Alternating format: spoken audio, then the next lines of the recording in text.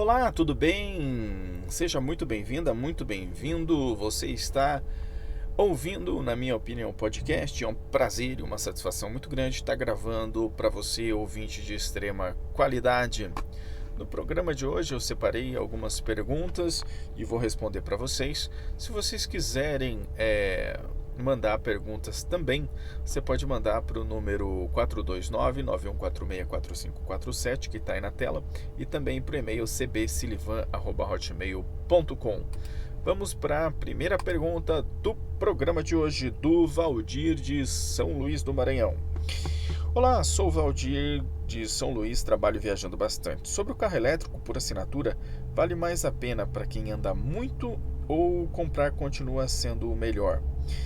E como isso se encaixa na ideia de propriedade que você comentou? Esperar passar o caminhão aqui do lado. Bem, para quem viaja muito, na minha opinião, o carro elétrico não vale a pena. Tendo em vista que ele tem baixa autonomia, a infraestrutura do país não está boa, o carro por assinatura. Para quem viaja muito também talvez não faça muito sentido, porque está em torno de R$ 2.000 aí uma assinatura mensal, e os contratos são de 1 a 2 anos. Também não valeria a pena. Aqui no Brasil não faz muito sentido para quem viaja ter carro 100% elétrico. As montadoras de veículos elétricos têm colocado no mercado brasileiro muitos veículos híbridos. Na minha opinião, assim, eu via a Toyota colocando muito no começo aqui no mercado os híbridos, e outras montadoras chinesas, como por exemplo a BYD, eu acho que tem introduzido aqui no Brasil esse tipo de veículo, que faz mais sentido, porque nós temos dimensões continentais, a infraestrutura não é suficiente e a recarga dos carros elétricos ainda é lenta. Eu não vejo muito sentido em carro por assinatura. Se você vê, não sei se alguém que estiver aí ouvindo ou assistindo a esse podcast tem uma opinião diferente, você pode deixar aí nos comentários, mas na minha opinião não faz muito sentido o carro por assinatura.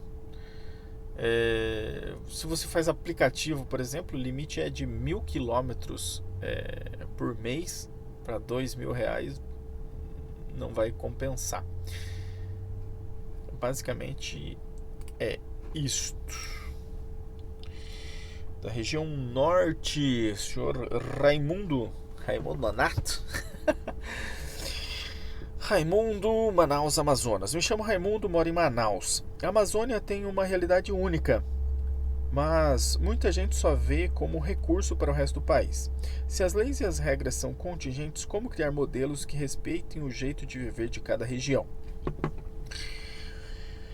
Para criar regras e leis que respeitem cada região, seria interessante a gente implementar o sistema distrital aqui no país. Eu acho que a gente teria uma revolução, uma atualização importante no Brasil caso fosse implantado o sistema distrital. Aqui no Brasil, assim como os carros híbridos, eu acho que faz mais sentido o sistema distrital misto, onde nós teríamos a junção entre o sistema distrital e o sistema proporcional, que é o que a gente tem atualmente, que poderia unir o melhor dos dois mundos. Cada região ter sempre um representante ativo ali para aquela região, porque, por exemplo, no sistema atual, digamos que em uma região X nós tenhamos um candidato A e um candidato B. Sei lá, um candidato azul e um candidato vermelho. E digamos que esse representante assuma uma secretaria, que o governador do estado ou o presidente da república chame este deputado para uma secretaria, que esse representante seja chamado para outro lugar ou que ele venha a falecer. Pelo sistema atual, um deputado de uma região completamente diferente, um representante de uma região completamente diferente, poderia assumir o lugar desse deputado.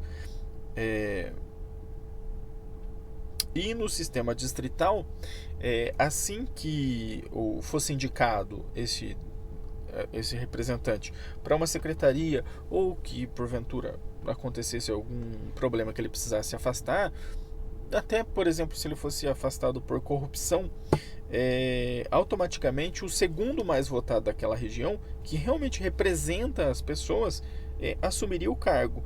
Você teria uma conexão direta entre aquela pessoa que foi eleita para representar as pessoas, uma conexão direta, e ele sempre estaria ali disponível. Eu acho que é muito falho atualmente o sistema, porque sei lá, vamos usar outro exemplo. No município, você tem, vamos dar um exemplo aí, 20 vereadores. E os vereadores representam a cidade inteira. Você não tem uma divisão por bairro. Apesar de muitas vezes as pessoas de um bairro votarem em um determinado vereador, que é o representante da população da cidade, você não sabe exatamente quem é o teu representante. Se a gente dividisse a cidade em distritos, você sempre teria uma pessoa responsável por aquele distrito, que poderia cobrar o envio de mais recursos, ou a manutenção de uma escola, ou a manutenção de alguma coisa que um buraco aí nessa rua, ou qualquer situação que viesse a acontecer aí. Isso melhoraria a representatividade regional também. Tatiana, de Porto Velho, Rondônia. Opa, peraí.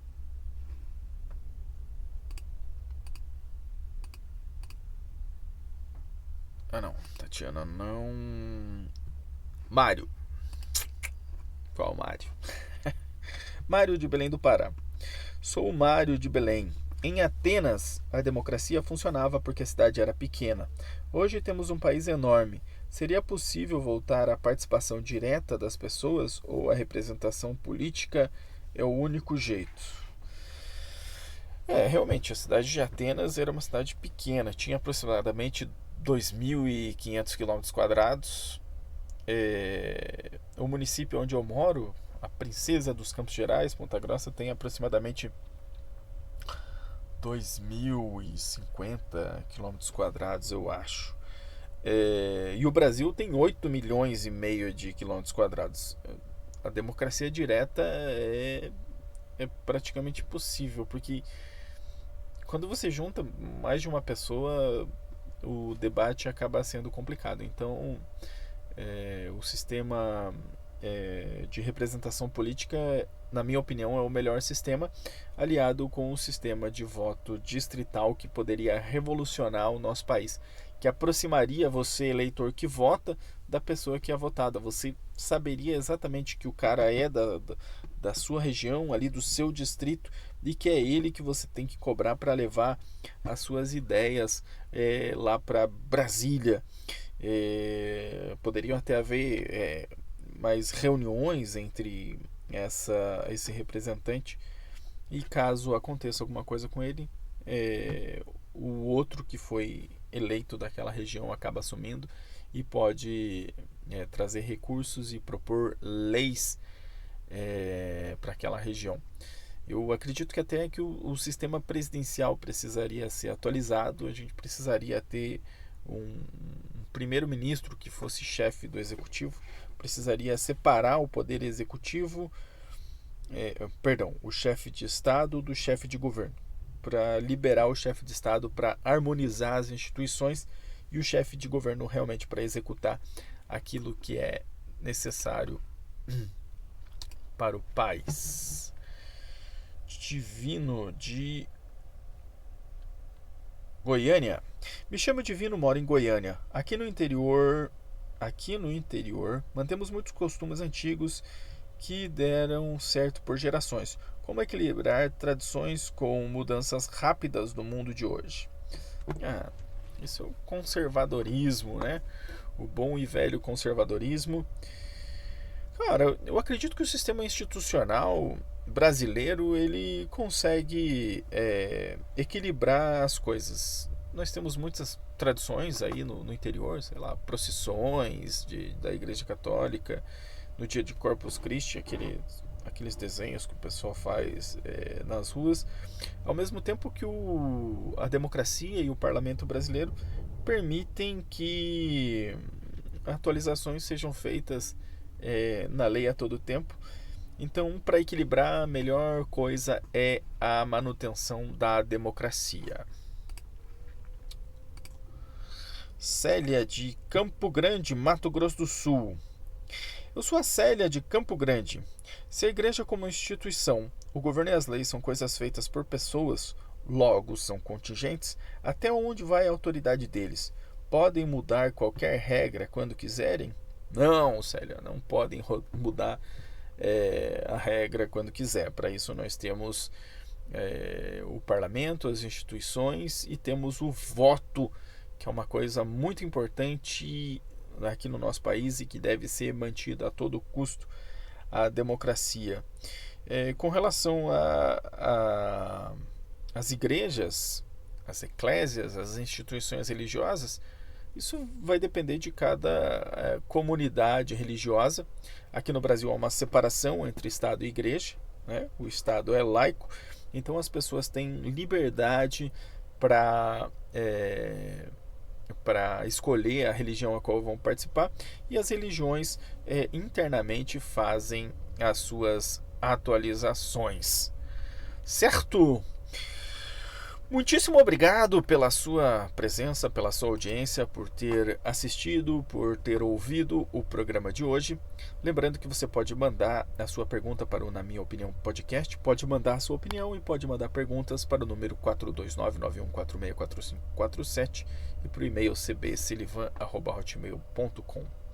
Até o próximo Na Minha Opinião Podcast. Muito obrigado pela sua audiência. Tchau!